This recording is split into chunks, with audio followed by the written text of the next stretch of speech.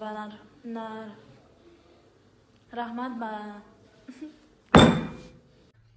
ассалому алайкум ба ҳама бинандагони канали Абдуллотиҷӣ, ҳама нафарҳое ки канали моро ҳама вақт дастгирӣ мекунед, комментариҳои хуб менависед, ай ҳама беҳтараш бовар карда билет мехаред, ай ҳаматон миннатдорум. дар ин видео тасмим гирифтем ки саволҳое ки дар видеои пештара менавистем, то ҷое ки медонем, то ҷое ки пурсидем ва то ҷое ки аниқ кардем ҷавобша шумода расонем ва баъдан Мадина нархҳои билетҳоро шумода мерасонад, ки чӣ хеле ки пеш фақат ай Москва ба Тоҷикистон, ай Тоҷикистон ва Москваро мегуфтем ва бисёриҳо мегуфтанд ки ай дигар шаҳрҳоро бигем. Нархҳои ай қариб ҳамаи шаҳрҳои Россия ба Душанбе ва Абраднара рублкати шумода мерасонад. Ва пеш ай видеоро тамошо кардан агар як дақиқа стоп кунед, подписатся ва лайка биҷиқед, мо да дастгирӣ беҳад хуб меша, ай ҳаматон миннатдор мешем.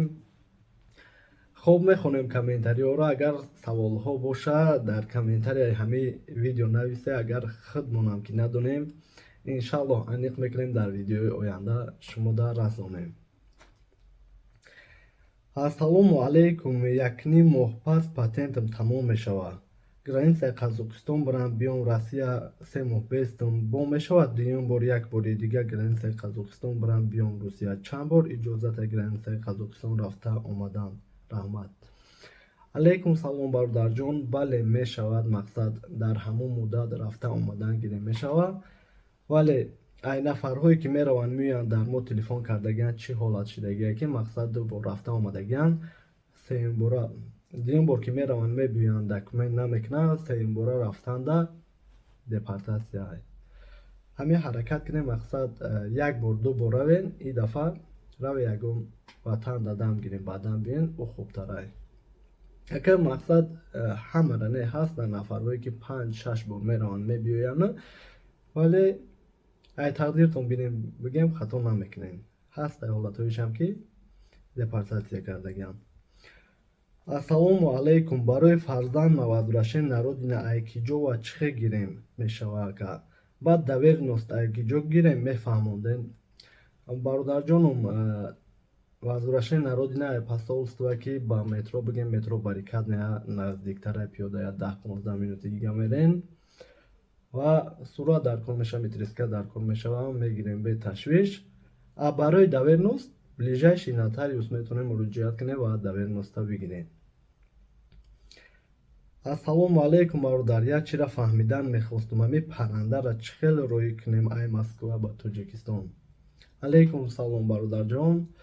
парранда ёки саг ёки пишак ҳайвон бигем, духтар мебарем, духтар мегузароненша, книжка метиҳанд, вақти билетгирида ҳамун книжкаро бигем авиакасса дароӣ мекуне, ҳамчун услуга бигем чӣ хеле ки як багаж дабавид мекунем, урам ҳамухе дар билетон оформид мекунанд ва мегирем бе ташвиш мебарем ва бо қонуни худша дорад ки мақсад қафас дабоша, барои ки дар вақти регистратсия иҷозат диҳанд, уша бо авиакассатона телефон мекунем, мепурсем.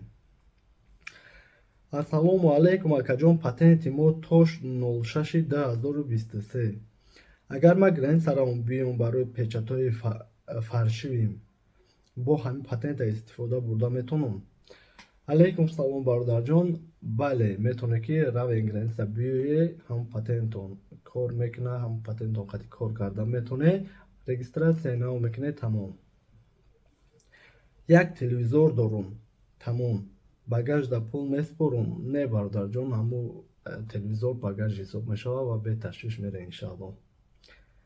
салому алайкум радной, ай Жуковский Somon Air мепара пешакӣ? раҳмат.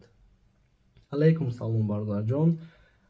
айни замон ай Жуковский бигем Somon Air як ҳафтада як бор парвоз кардестай, дигар ҳама Урал компания ва Somon Air ай Внукова мондагиам, бигем бисёр видео монда нагуфтагим, нафарҳое ки ай Внукова бигем Somon Air қати билет дорем, бе ташвиш, ки пеш фақат ай Домодедово парвоз мекард, ҳозир ҳам ай Жуковский, ҳам ай Внукова ва ҳам ай Домодедово.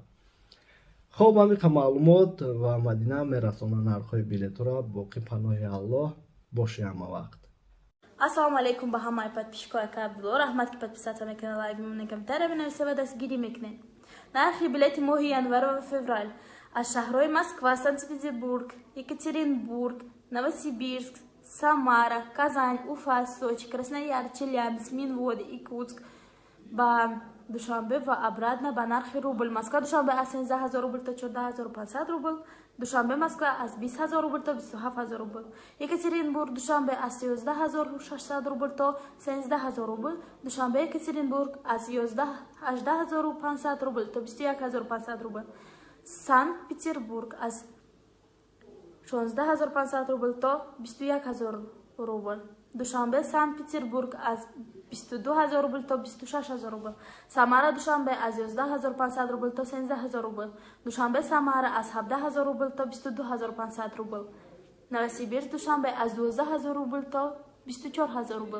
Душанбе Новосибирск аз 16 500 рубл то 24 000 рубл. Казань Душанбе аз 11 500 рубл то 17 000 рубл. Душанбе Казань аз 14 500 рубл то 19 500 рубл. Уфа Душанбе аз 17 500 рубл то 16 500 рубл. Душанбе Уфа аз 16 500 рубл то 25 000 рубл. Сочи Душанбе аз 17 000 рубл то 19 500 рубл. Душанбе Сочи аз 20 000 рубл то 25 500 рубл. Красноярск Душанбе аз 15 500 рубл то 19 500 рубл. Душанбе Красноярск аз 17 500 рубл то 21 500 рубл. Челябинск Душанбе аз 17 500 рубл то 15 000 рубл. Душанбе Челябинск аз 17 500 рубл то 20 500 рубл. Минвод Душанбе аз 17 500 рубл то 19 рубл. Душанбе Минводи 19 рубл то 22 рубл. Иркутск Душанбе аз 21 рубл то 23 рубл. Душанбе Иркутск аз 22 то 23 500 рубл. Ва нархҳое ки гуфтам ба ҳам январ ва ҳам феврал дар назар доштам. баъзе нафарҳо видеоро тамошо мекунанд, дар комментария менависанд ё телефон мекунанд ки чӣ ба дар видео арзон мегӯян ва телефон мекунем қимат ҳай. метавонед илтимос ҳамои моҳи январ ё феврал дар билеттона гирифтаниян бипурсанд кадом числошда арзон аст.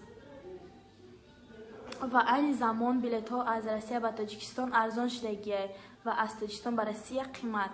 ҳамин маълумот ба боқӣ меояд ва дар паноҳи Аллоҳ бошед. миннат дорем.